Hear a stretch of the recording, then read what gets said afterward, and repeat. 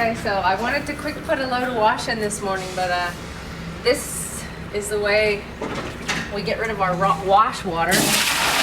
And if we leave the water in the barrel for more than a day, it smells really gross. It smells like when my mom used to give perms. So it's like an ammonia smell. So we have to dump it out, and we use it to water our plants or water our grass. And then when I do a load of wash, I just put my hose in there, and that takes care of it. But it's not always a very quick thing. We came to Santa Cruz December of 1994. Weren't sure what we were going to do, where we were going to live or anything, but we just felt like God was calling us to come to Bolivia and do something for Him. And so we came and brought 2 children. Hannah was 5 and Danny was almost 3. And then we were going to stay for 6 years or 8 years, right? And now we've been here almost 19 years.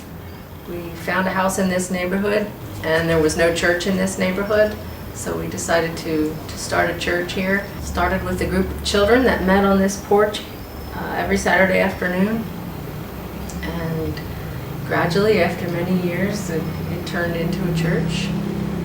And now we also have a second church that we planted out in Palmera, which is about an hour outside of the city. The first, how many years that we were here? 4 or 6. 4 or 5, 6 years. We met on our porch and under our carport for church.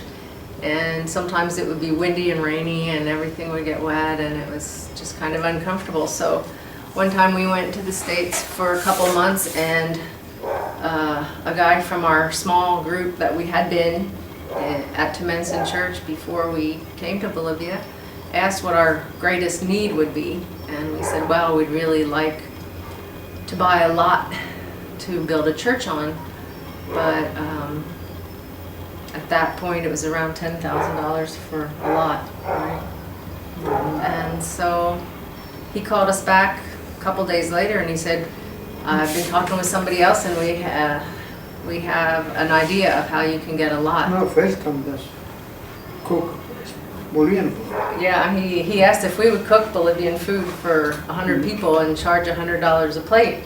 Yeah. And Ponce was kind of shocked with that. He said, no, that's too much. We don't want to charge that much money. But he explained to us that if somebody really wants to support us, they're going to pay that much to support us and not just for the food.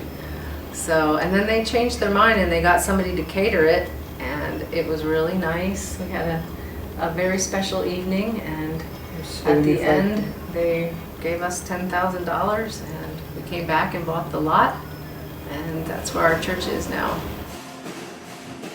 And I think the thing that we are needing to deal with right now is figuring out what to do with the church. The government is making more laws, and we need to register the church, but to register your church, the pastor has to have a university degree, which Ponce doesn't have, and most pastors in Bolivia do not have. So we're trying to figure out how we can do what's legally required of us and still keep the church going. So we need a lot of prayers for wisdom for that.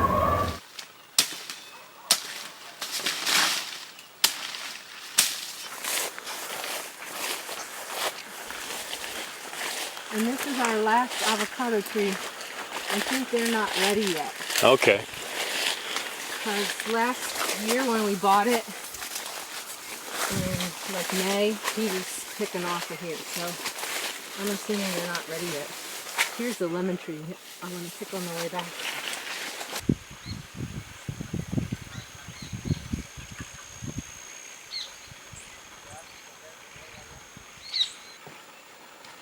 I'm going to plant this seed.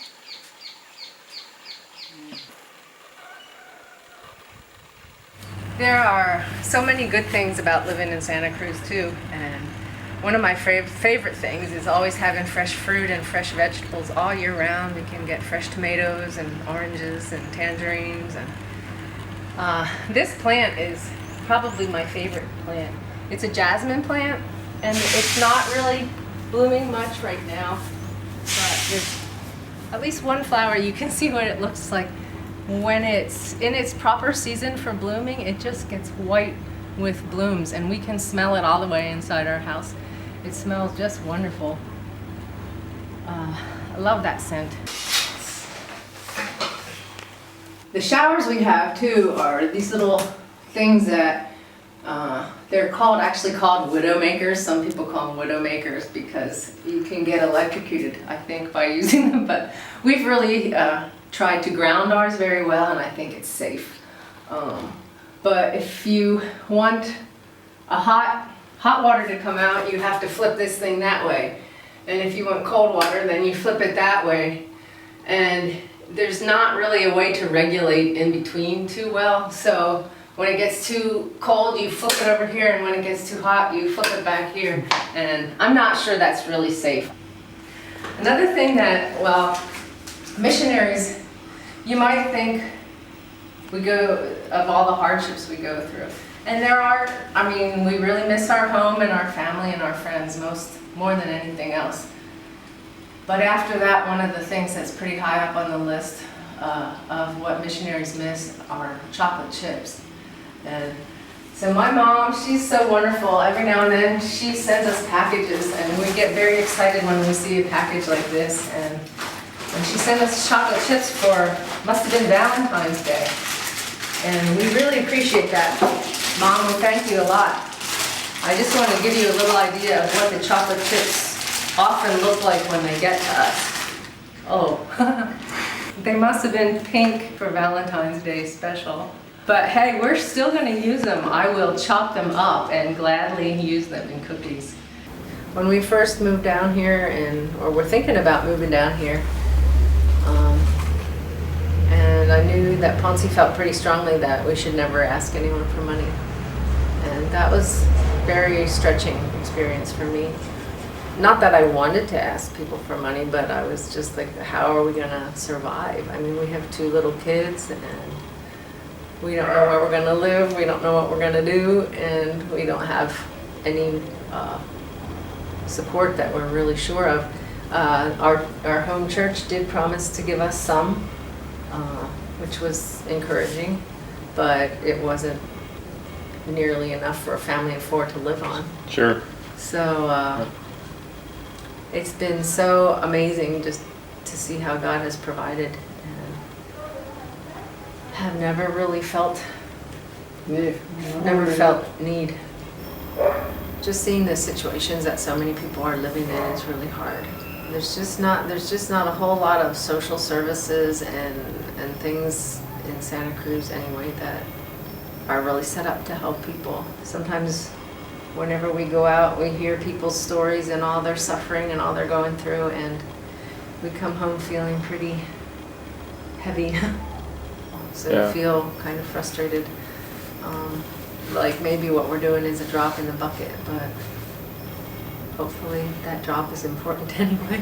But we know that God is the answer for them, and so we want to keep sharing that.